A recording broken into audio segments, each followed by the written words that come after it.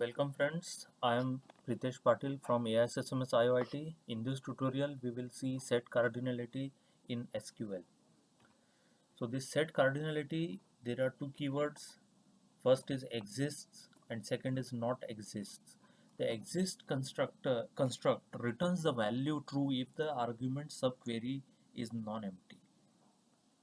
Means if we are checking certain condition and if the the nested query is returning some true values, so those results in the parent query, outer query will get displayed. So that we'll see in detail later on. It can be used in where clause to check for the predicate condition with nested query. So based on the comparison with existing and not existing values, the records will get retrieved. So use of exist clause.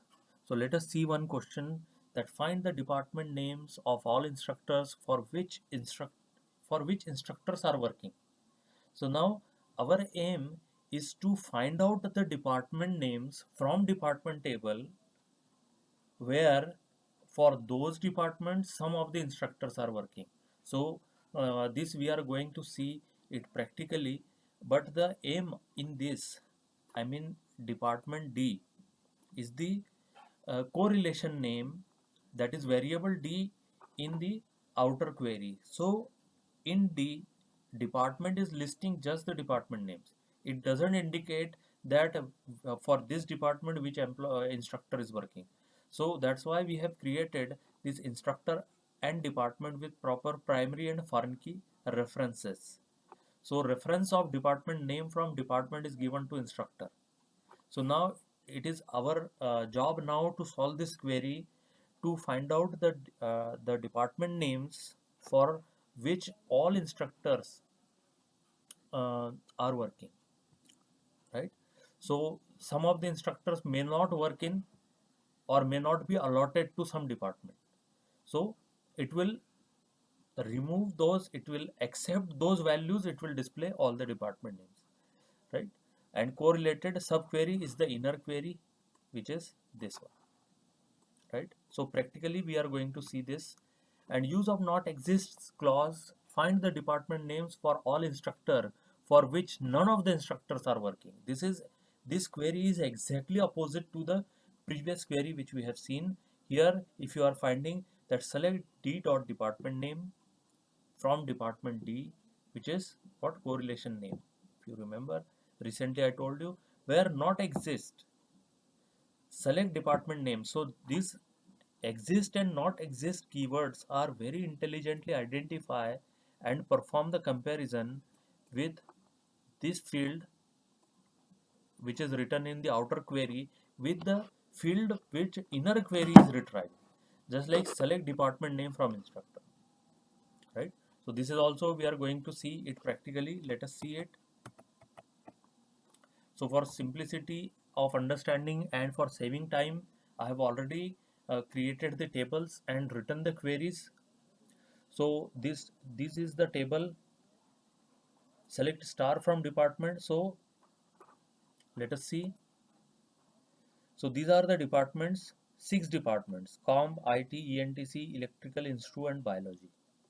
And likewise the instructors,